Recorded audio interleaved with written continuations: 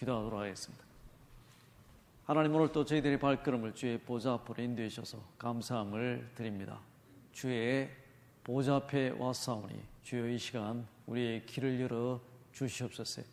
기록된 말씀을 향하여 통하여 나를 향한 하나님의 음성을 듣고자 합니다. 주여 말씀하시고 그 말씀으로 말미암아 나의 생각과 삶이 변화받으며 한 발짝 더 신의 성품에 참여하는 복된 시간이 될 수 있도록 축복해 주시옵소서.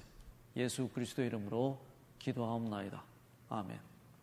계속해서 구약 성경의 주요한 인물들을 살펴보고 있습니다. 우리가 이사야, 또 예레미야, 그리고 세 번째 이제 주요한 선지자로서 에스겔이 되겠습니다. 그래서 이사야, 예레미야, 에스겔의 선지자들이 한 말이 기록된 양이 상당히 방대하기 때문에 우리는 흔히 그냥 성경 분류를 하는 분들이 대선지서 이렇게 이야기를 합니다. 이 선지자들이 뭐 키가 크거나 덩치가 커서 대선지자라고 부르는 것이 아니라 그들이 적은 양이 상당히 방대하고 다른 선지자들이 적은 글들에 비해서는 대단히 긴 분량이 되게 되겠습니다. 이사야와 에레미야의 삶은 성경에서 저희들이 많이 좀 찾아볼 수가 있지만 에스겔은 우리가 선지자 자체의 삶을 성경 기록에서 찾기는 대단히 좀 힘듭니다. 하지만 하나님의 음성을 듣고 상당히 많은 분량의 그 기록을 남겼다라고 하는 것은 사실입니다. 구약 성경의 이스라엘은 3차에 의해서 멸망되게 되죠. 기원전 605년, 기원전 598년, 그리고 587년 3차에 의해서 멸망되게 되고 3차에 의해서 회복되게 됩니다. 기원전 538년, 458년, 444년 3차에 의해서 회복이 되게 됩니다. 1차 멸망 때 605년 예루살렘이 공격받고 바벨론으로 끌려간 많은 포로들 중에 대단히 주요한 한 포로가 있는데 그것이 다음 주에 저희들이 살펴보게 될 다니엘이라고 하는 사람이 1차 포로에 끌려가게 됩니다. 그리고 바벨론에 있으면서 선지자로서 또 하나님의 사역자로서 중요한 일들을 행하게 되죠. 2차 공격을 받게 되는데 예루살렘에 598년 바벨론 군대에 의해서 끌려간 많은 사람이 끌려가는데 그 중에 대단히 중요한 사람이 바로 에스겔이라고 하는 제사장이 되게 됩니다. 포로들이 끌려가서 뭘 했느냐?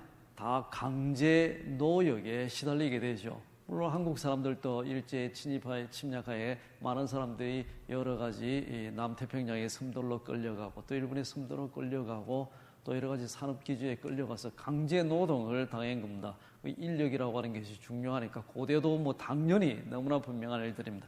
이 많은 사람들을 다 끌고 가가지고 그들은 여러 가지 힘든 노역에 벽돌을 굽는다든지 땅을 경작하든지 힘든 노역에 시달렸습니다. 많은 사람들이 2차 침공 때 바벨론 군대에서 끌려가서 그발 강가라고 하는 바벨론에 있는 강에 앉아서 강제 노역에 시달리고 있을 때 에스겔도 그 중에 한 사람이었습니다. 이 사람은 대단히 지위가 높았던 제사장이었습니다.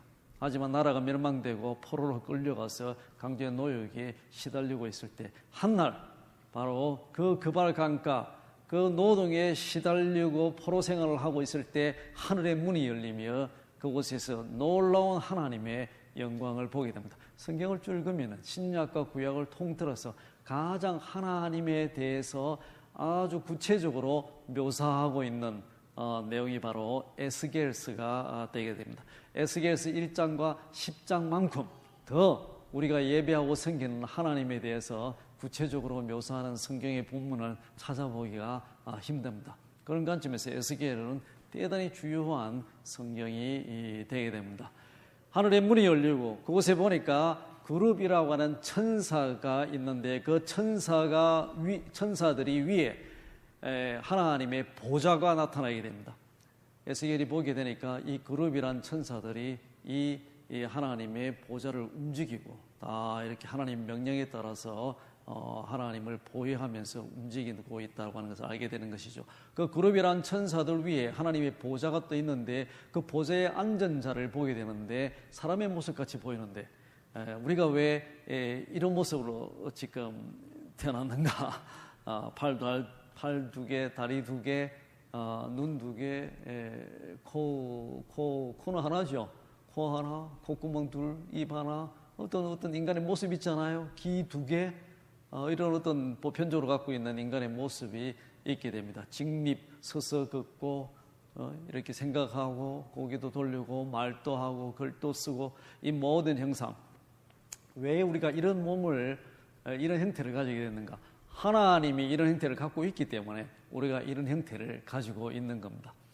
우리가 이런 형태를 갖고 있기 때문에 하나님은 팔이 있다, 발이 있다 묘사하는 것이 아니라 하나님이 보신다, 눈이 있다 이렇게 말하는 것이 아니라 하나님이 손이 있고 팔이 있고 또 발이 있고 허리가 있고 우리같이 이렇게 생기셨기 때문에 우리가 하나님의 형상으로 이러한 모습으로 이 세상에 탄생되어 살아가며 우리와 똑같은 모양을 갖고 계신 하나님을 예배하고 경배하는 겁니다.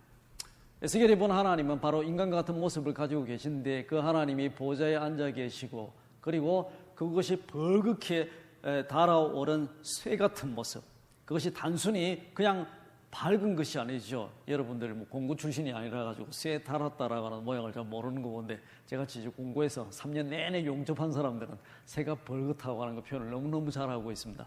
그리고 또 실제 용광로에서 쇠물을 끓여서 저희들이 실습도 하고 하다 보면은 쇠가 벌겋게 달아있는 그것은 그냥 단순히 밝은 것이 아니라 그 안에 속에까지 안에 이로 말로 표현할 수 없는 빛이 내재되어 있는 것이죠.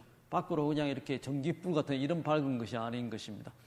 하나님의 모습이 그런 겁니다. 하나님 전체가 벌겋게 달궈진 쇠처럼 이렇게 모이는데 그 옆에 광채가 빛이 나는 거예요. 빛이 나서 사람 모습 같은데 정확한 얼굴이나 모양은 볼 수 없었다라고 이야기를 합니다. 그리고 하나님의 그 허리 밑으로도 벌겋게 달겨져 있는 쇠 같은데 그곳에서 빛이 양사방으로 뻗어 놓는데 무지개 7빛깔의 무지개가 보좌로부터 뻗어 놓는다라고 이야기를 하고 있습니다. 더 놀라운 것은 하나님의 한가운데 강한 회전체가 있어서 그 회전체가 강력히 돌면서 그곳에서 불들이 흘러노는데 그것이 모든 생명의 근원이다라고 이야기를 하고 있습니다. 에스겔서를 보게 되면 놀랍게도 1장과 10장의 회전체 도는 것에 대해서 이야기를 합니다. 카크라스, 불교에서는 법률이라고 이야기하고 그래서 불교의 표시나 또 내지는 히틀러가 좋아했던 그 독일의 그런 문양들도 다 거기에서 본을 따서 만드는 문양들이죠.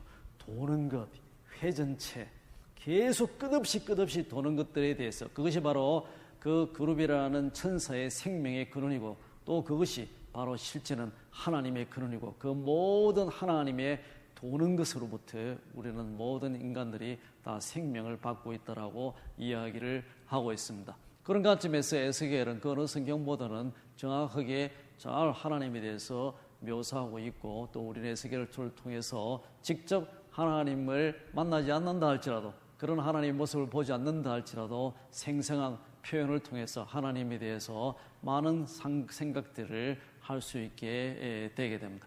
이 에스겔에게 하나님의 영광이 나타나며 바로 하나님의 부시의 아들 에스겔에게 하나님의 말씀이 임하게 됩니다. 조지 W 부시 말고 부시의 아들이라 에스겔에게 하나님의 말씀이 임하는 것이죠. 모든 선지자들에게 하나님의 말씀이 임하면서 그들이 하나님의 대언자로서 세상 가운데 하나님의 말씀을 전달을 하게 됩니다. 하나님 말씀이 임하고 에스겔에게 에스겔아 내가 너를 내 민족의 내 이스라엘 백성의 선지자로 삼았나오니 너는 내 말을 듣고 이 말을 이스라엘 백성에게 전해다라고 이야기를 하게 됩니다. 때는 마지막 멸망 약 11년 전을 말합니다.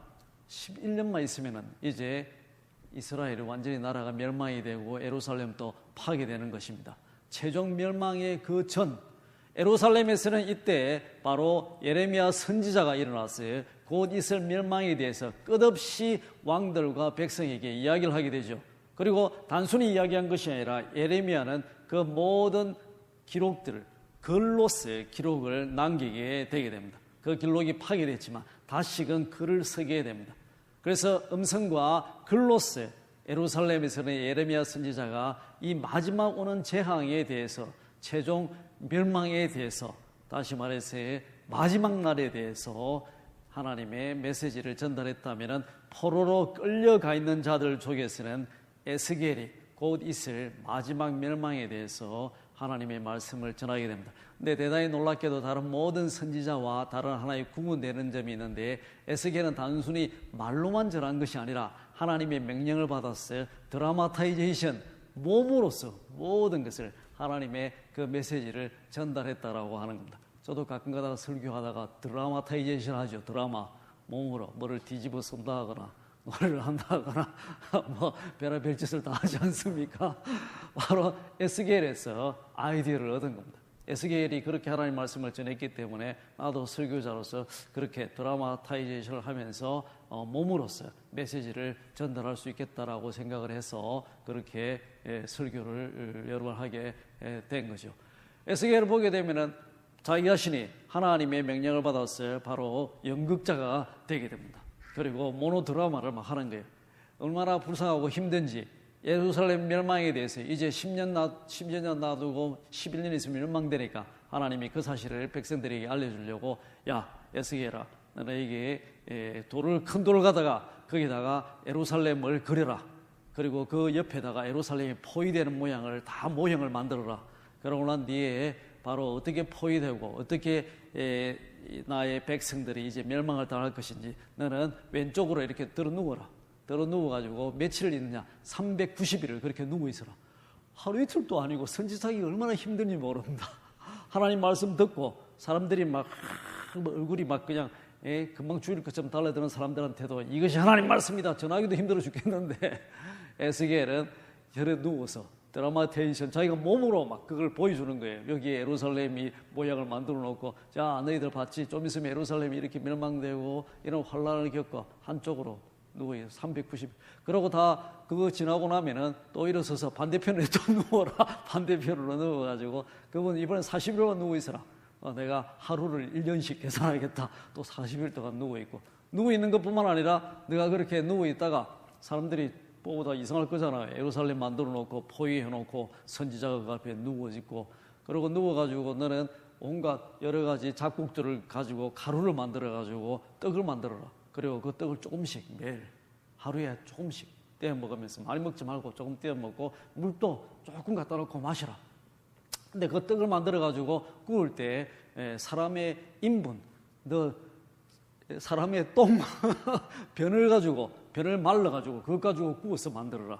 하나님이 이제 얼마나 나중에 그 상황이 비참한지 사람들이 떡도 자기 변 말른 걸로 구워서 먹게 하려고 그걸 데몬스트레이션 사람들한테 보여주는 거예요. 드라마로. 여러분들 드라마 좋아하지 않습니까? 한국 드라마. 그것처럼 직접 사람들한테 앞으로 있을 무슨 재앙을 자기가 몸으로 막 에스겔은 보여주는 거예요. 말로 하는 것이 아니라. 얼마나 힘든 선지자의 역할입니까? 그런데 하나님이 너희들이 사람 변을 갖다가 말려가지고 그것 갖고 떡을 사람들 본 앞에서 구워 먹어라. 그러니까 에스겔이 하나님 앞에 이렇게 이야기하죠.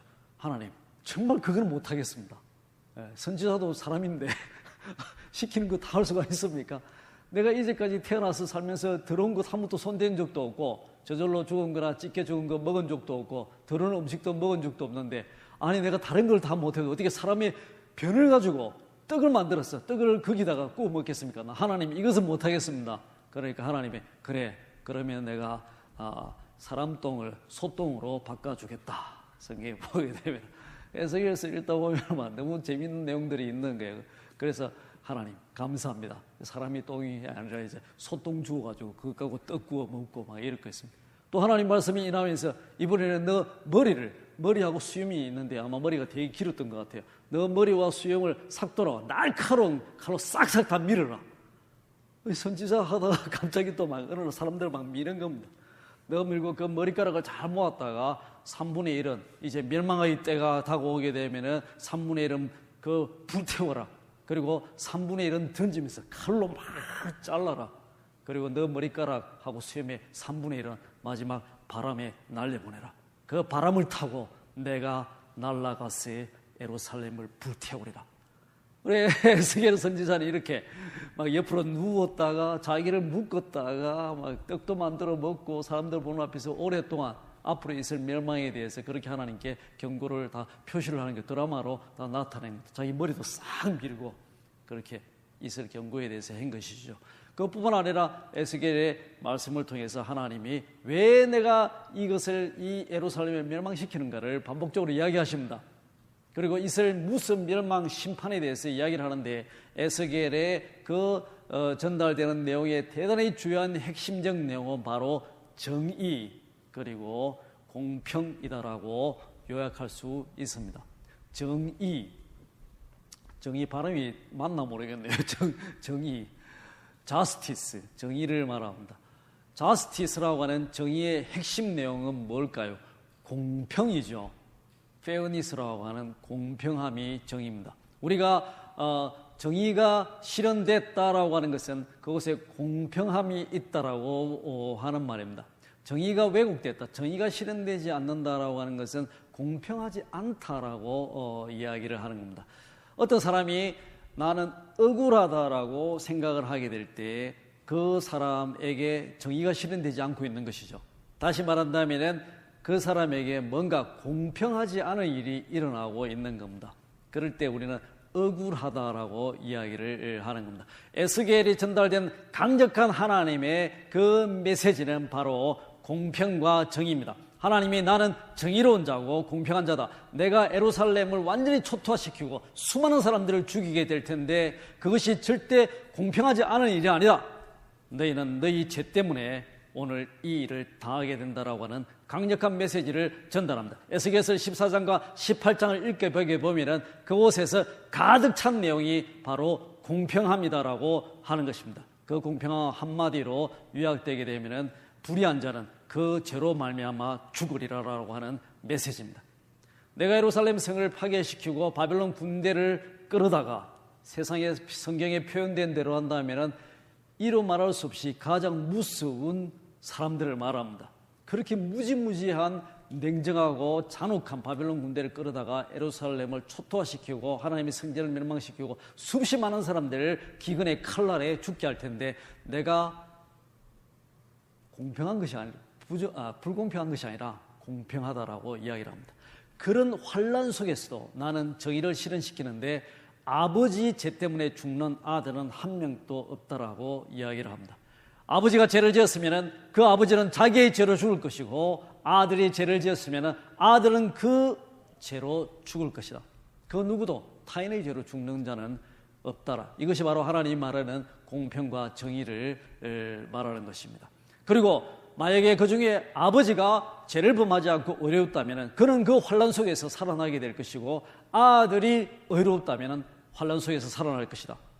그리고 하나님 말하기를 혹 누가 죄를 범했다 할지라도 회개하는 자는 살게 될 것이다. 아버지가 죄를 범했으면 회개를 하면 아버지만 살게 될 것이다. 아버지가 회개했는데 아버지 회개했기 때문에 아들이 살지 않는다라고 이야기를 합니다. 아들이 또 딸이 잘못했는데 회개하게 되면 그 아들이나 딸만 살게 될 것이다. 아들이나 딸이 자녀가 회개했다고 부모가 살지 않는다. 하나님이 바로 말하는 정의와 공평함이 이것인 것입니다. 에스겔서에 가득 차 있는 내용이 절대 누구의 죄 때문에 누가 죽지 않는다. 나는 공의로운 자이기 때문에 불의한 자는 자기의 죄로 사망에 이르게 될 것이다라고 하는 강력한 메시지를 전합니다. 이것이 정의 아닙니까? 기독교 신앙의 사람들이 착각하고 있는 하나의 잘못된 것이 남의 죄, 아담과 하와가 오래전에 죄를 범했기 때문에 우리가 죄인으로 태어나고 죄인이다라고 믿는 사상입니다. 대단히 잘못된 신학을 말합니다. 이제 이러한 신학은 사실상 끝나야 될 시대가 된 것이죠. 그런 것은 하나님의 정의를 말하지 않습니다. 성경은 하나님의 정의를 말하고 그것은 자기의 지은 죄, 그 죄로 말미암아 죽게 될 것이고 자기가 행한 의로움으로 말미암아 살게 될 것이다. 혹 죄를 범했다 할지라도 회개하는 자는 그 회개를 근거로 살게 될 것이다라고 하는 것이 정의인 것이지 까마득하게 옛날에 누가 죄를 지냈는데 그것 때문에 죄인으로 태어나고 죄인으로 산다라고 이렇게 이야기하지 않습니다. 이제 그런 시대는 끝나고 또 특히 열왕교회는 하나님의 정의를 믿는 교회, 모든 신학의 시작은 인간은 죄인이 아니다가 아니라 죄인이다가 아니라 인간은 하나님의 형상이다로부터 시작되어야 됩니다. 모든 사람들은 하나님의 형상으로 태어나고 하나님의 형상으로서 예배하며 살아야 되는데 그래야지 못했기 때문에 죄를 범하게 되는 것이고, 그런 자들은 회개로 말미암아 자기의 살 길로 나가게 된다라고 하는 것입니다. 바로 에스겔서에 가득 찬 내용이 바로 이 정의와 공평에 관한 내용입니다. 그리고 그런 심판에 대해서 언급하며 역시 이사야, 제2 이사야, 제3 이사야서에서처럼 에스겔서도 에스겔 33장과 39장에서는 회복될 이스라엘에 대해서 이야기를 합니다. 바로 멸망 바로 전에 에스겔에게 하나님의 말씀이 임한 것이죠. 이제 11년이 되게 되면 이스라엘은 멸망되고 하나님의 심판이 임할 것이다. 수십 많은 사람이 고통 속에 죽게 될 것이다. 하지만 그 가운데서도 나는 정의를 실현시키고 공평함을 행하게 될 것이다. 다른 타인의 죄 때문에 죽는 자는 한 사람도 없게 될 것이다 라고 이야기를 하는 겁니다. 그리고 난 뒤에 이스라엘의 멸망은 이제 끝났다. 내가 너희에게 회개할 수 있는 기회를 그렇게 많이 줬지만 너희는 회개하지 않았기 때문에 바로 에스겔의 말하기를 끝이다라고 이야기합니다. 이제는 끝났다. 이제는 멸망을 어떻게 할 수가 없다. 그런데 하나님은 그 멸망되고 난 뒤에 이스라엘을 회복시킬 것이다라고 에스겔의 입을 통해서 이야기를 하게 되는 것이죠. 내가 멸망되고 다 끝났지만 포로로 잡혀간 자들, 그들을 그래도 내가 회복시켜 다시 이스라엘을 세우며 건국하며 자기의 본토로 고토로 인도할 것이다라고 이야기하면서 그럴 때도 이제는 내가 공평함을 실행시키겠다라고 이야기합니다. 오늘 본문 34장에서 바로 말씀하시는 내용이 그 내용이 되게 됩니다. 이스라엘은 이제 끝났다. 멸망되게 될 것이다. 다 정해졌다. 그러나 내가 이스라엘을 회복시키는데 회복시킬 때 나는 이번에 그 회복시키는 이스라엘은 정의로운 사회가 되게끔 공평한 사회가 되도록 회복시키겠다라고 이야기하면서 그 이스라엘 사회, 오늘 2차 멸망 때 에스겔이 끌려가고 그래서 아직도 많은 자들이 예루살렘에 남아 있습니다. 남아있는 자들은 3차 멸망, 마지막 멸망이 올 거라고 믿지 않는 자들이 그들을 향해서 메시지를 전달하게 되죠. 오늘 왜 이런 일이 생기는 줄 아느냐? 너희들이 우상숭배에 빠졌기 때문에 또 여러 범죄를 했기 때문에 더 중요한 하나님이 에스겔서에서 지적하고자 하는 죄는 이스라엘 사회에 정의가 실현되지 않았기 때문에 공평함이 없기 때문에 많은 민족들이 같은 민족에 의해서 억압받고 지배받고 착취당하기 때문에 내가 그들을 구원하기 위해 오늘 예루살렘을 멸망시켰다라고 이야기를 하는 겁니다. 대단히 얼마나 아이러니한 일입니까? 하나님이 죄 때문에 멸망시켰다 이스라엘을 그러는데 바로 그 내용을 다 뚜껑을 열고 뒤집어 보게 되면은 같은 민족에 의해서 같은 민족이 압제당하고 억압당했기 때문에 너희들은 다 내 양인데 어떤 양들을 착취하기 때문에 착취하는 그 양들을 구하기 위해 내가 이스라엘을 멸망시켰다라고 하는 겁니다. 그래서 그 압제받는 양들을 이끌어서 내가 다른 데 모아두었다가 이제 그 흩어진 양들을 내가 다 인도해서 다시금 내 고토로 원래 고향으로 인도하겠다라고 이야기를 하는 겁니다. 실제 성경을 자세히 읽어보게 되면 놀라운 일은 예루살렘이 바벨론 군대에 의해서 멸망되게 될 때 느부갓네살 왕의 명령으로서 그곳에 남아있는 자들은 압제받아 있는 빈민들은 생명이 보존되고 가난한 자들은 그 땅에 남아있게 됩니다. 그리고 그동안 착취했던 자들, 부자들이 갖고 있던 포도원과 감나원들 좋은 것들을 다 느부갓네살 왕의 명령에 의해서 그 남아있는 가난한 자들에게 분배되게 되는 겁니다. 단순히 예루살렘 멸망이 그냥 죄 때문에 그렇게 된 것이 아니라 바로 공평하지 않고 정의가 실현되지 않았기 때문에 예루살렘을 멸망시키면서 하나님이 그 자기의 백성들에게 공평, 정의를 실현시켰다라고 하는 겁니다. 오늘 에스겔서 34장 본문에서도 똑같은 내용을 이야기하고 있습니다. 오늘 어떻게 이렇게 멸망이 되어서 나의 백성들이 다 흩어졌느냐, 그리고 흐리고 캄캄한 곳에 처하게 됐느냐. 선교자로서 대단히 감동받는 것은 바로 오늘 2절에 흐리고 캄캄한 날이다라고 하는 그 표현에 대단히 깊은 감동을 받게 됩니다.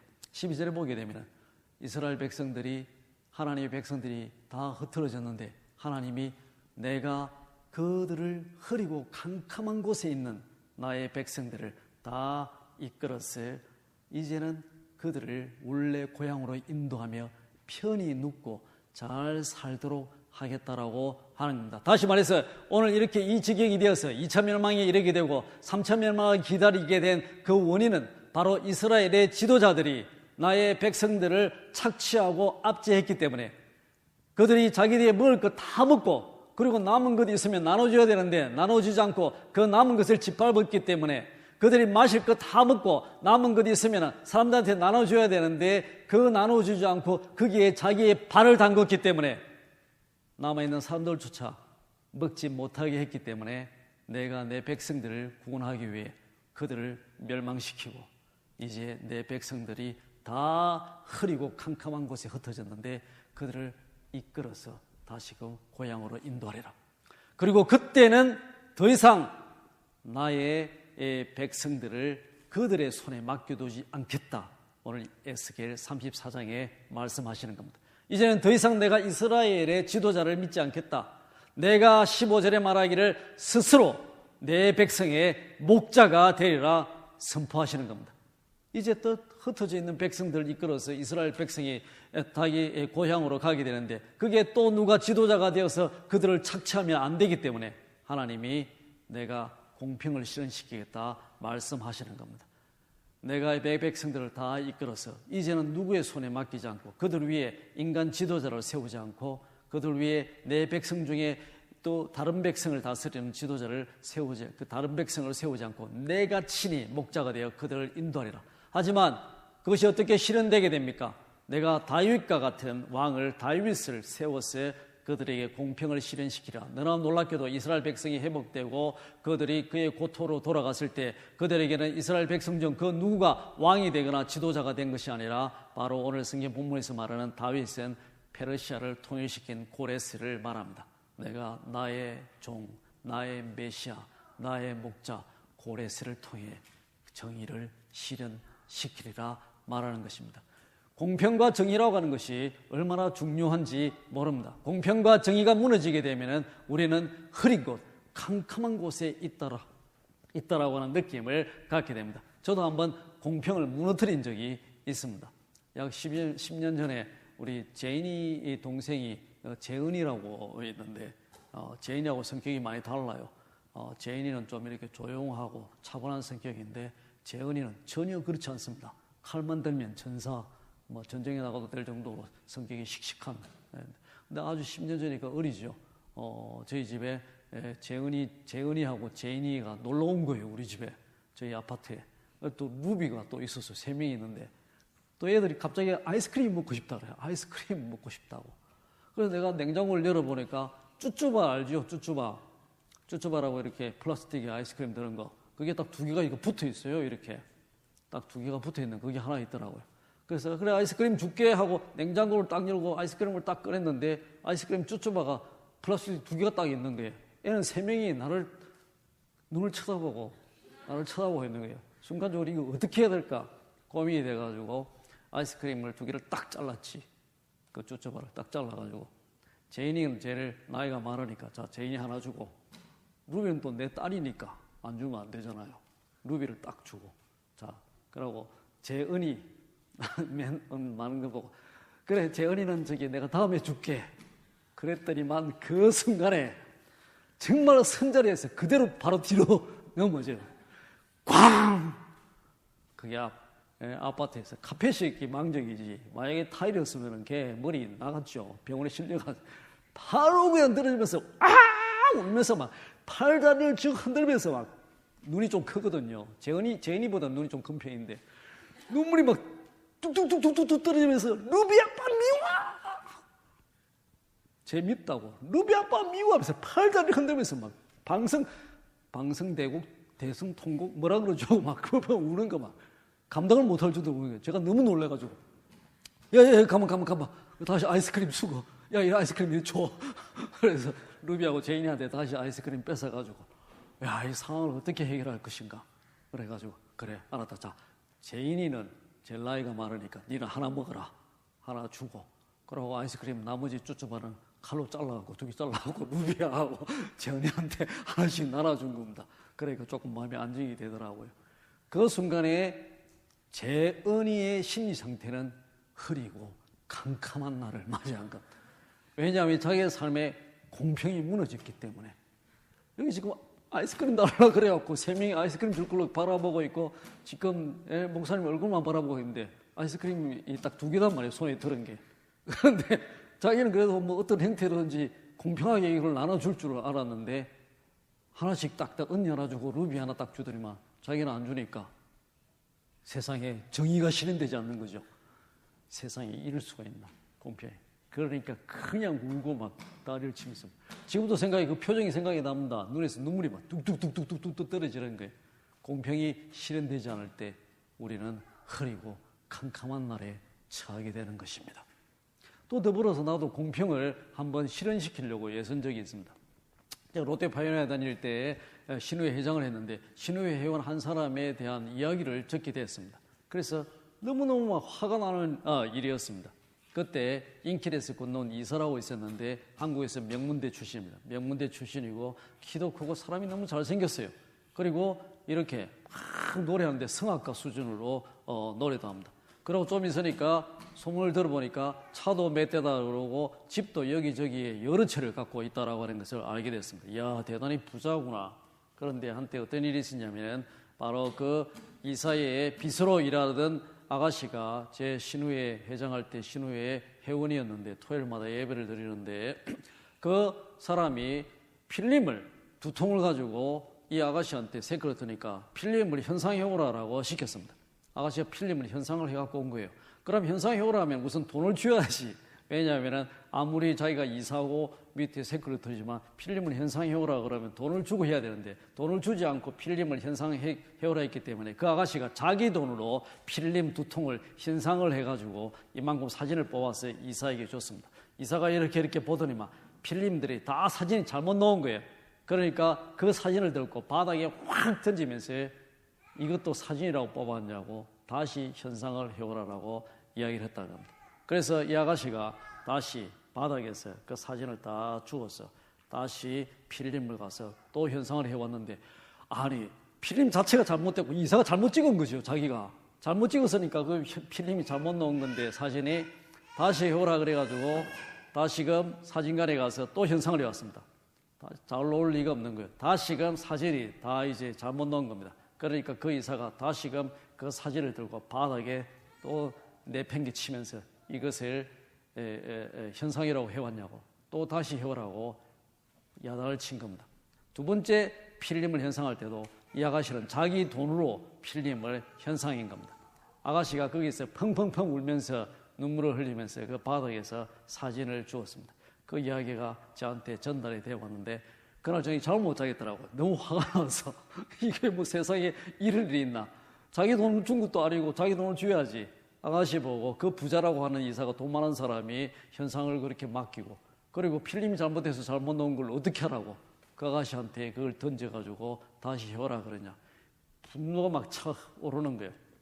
그러다 좀 있다가 이제 노조가 와야 되고 새로운 노조를 구성한다는 광고가 붙고, 그래서 제가 노조위원장에 출마하게 된 것이죠.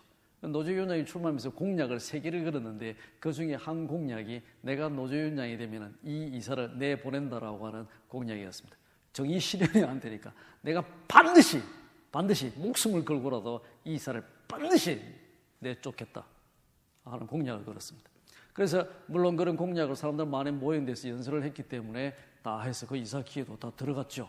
그러고 난 뒤에 이런저런 복잡한 일을 통해서 결국 노조위원장을 사임하게 됐습니다. 그래서 여곳저곳에 끌려다니다가 밤 10시에 회사에 오게 되니까 그 한 계장이 나를 기다리고 있은 거예요. 그 기장이 아니 왜 저를 기다리고 있습니까? 박성인 씨 밥 좀 먹자고. 그래가지고 식당을 가게 됩니다. 밤 10시에. 그런데 그때 뭐라고 그러냐면은 자기가 그 이사한테 피해를 받는데 이로 말할 수 없는 이제 정의 실현이 안 되는 거예요. 잘못한 것도 없는데 저기 다른 나쁜 부서로 자천이 된 겁니다. 그 이사한테. 그래서 너무너무 한이 맺혀 있는데 박성인 씨가 노조위원장 가면서 공약을 걸어서 그 이사를 내보내겠다는 공약을 걸어서 자기가 너무 마음이 후련하고 너무 기뻐서 고마워서 지금 내 오기를 기다리고 있어요. 회사에서. 퇴근도 안 하고 10시까지 저를 기다리고 있은 겁니다. 그래서 박성인 씨가 그러면 이제 앞으로 뭐 할 거냐고. 일이 이렇게 됐으니까 내가 회사를 다니기 좀 힘들 것 같고 원래 하나님께 신학 공부하겠다고 목사가 됐다고 서원했는데 내가 목사 되기 싫어가지고 자꾸 이렇게 정치하고 이러려고 노지원장에서 그냥 신학 공부를 해야 되겠습니다. 그러니까 그때 그분이 박성희 씨, 그러면은 한국에서 신학 공부를 하지 말고 미국 가서 신학 공부를 하십시오. 자기 누나가 미국에 있으니까 명하고 그 작은 교회에서 가서 매주 설교 한 번만, 설교만 일주일에 한 번 해주면 한 달에 900불 주니까 그거로 가까운 신학교에서 공부할 수 있으니까 자기가 다 알아볼 거니까 미국에 가십시오. 그래서 제가 미국에 오게 된 겁니다. 미국에 올 수 있는 길이 열린 겁니다. 사실상 그것도 공평함을 실현하고자 하는 어떠한 마음에 대해서 하나님이 나름 보상하지 않았나라고 그런 생각이 들게 됩니다. 제가 이번에 한국 갈 때 가은이가 목사님 가게 되면 영화를 꼭 두 편 보고 오시라고, 하나는 암살이라고 하는 영화고 다른 하나는 베테랑이라고 하는 영화입니다. 제가 먼저 암살을 딱 봤죠. 너무 재밌더라고요. 마지막 장면이 진짜 인상적이었고, 그리고 거기 총 맞으면서 계속 일어나는 남자 있죠. 맞고 또 일어나고 또 일어나고 마지막에 칼 팍 꼽는 그 남자 이름은 생각이 안 나는데, 뭐 우리 또 이제 가은이가 또 그 남자한테 뿅 가가지고 막 그러는데 진짜 멋있게 잘하더라고요. 영화가 너무 감동적이게 봤습니다. 두 번째 영화는 베테랑 봤는데 베테랑도 너무너무 재밌는 거예요. 그런데 그 베테랑 보신 사람이 계세요 혹시나? 여기 너 봤어? 공부 안 하고 왜 그런 거 보고 다니고 한국에 가서 베테랑 안 본 사람들은 이렇게 보십시오. 암살도 재밌고 베테랑도 좋은데, 베테랑에 보게 되면 그 큰 기업에 밑에 운전하고 있는 그 어떤 하청에 있는 사람이 갑자기 운전할 수 있는 그런 것들이 조합이 다 클로즈되고, 그래서 밀린 월급을 받으려고 그러는데 결국은 그 기업에서 그걸 밀린 월급을 주지 않고 되고, 월급을 주지만 이루 말할 수 없는 박해와 학대 속에서 월급을 주게 되고, 그 사람들이 어떻게 하다가 사고로 쓰러졌는데 그 회장 아들이라고 하는 자 예쁘장하게 생겼는데 연기를 되게 잘하더라고요. 그래, 걔가 어떻게 해서 죽은 줄 알고 이 사람을 자살로 이렇게 위장하려고 했는데, 이제 베테랑이라고 하는 형사가 끝까지 쫓아가서 그 원인을 밝혀내는 그 사람을 체포하는 내용입니다. 다시 말해서 정의 실현에 관한 내용이시죠. 공평함을 말합니다. 우리가 억울하다라고 할 때, 느낄 때, 내 삶의 억울함을 느낄 때, 그것은 내 삶에 정의가 실현되지 않고 있는 거예요. 내 삶의 어떤 부분이 억울하다고 느낄 때, 다시 말해서 내 삶에 공평함이 실현되지 않고 있다라고 하는 내용입니다.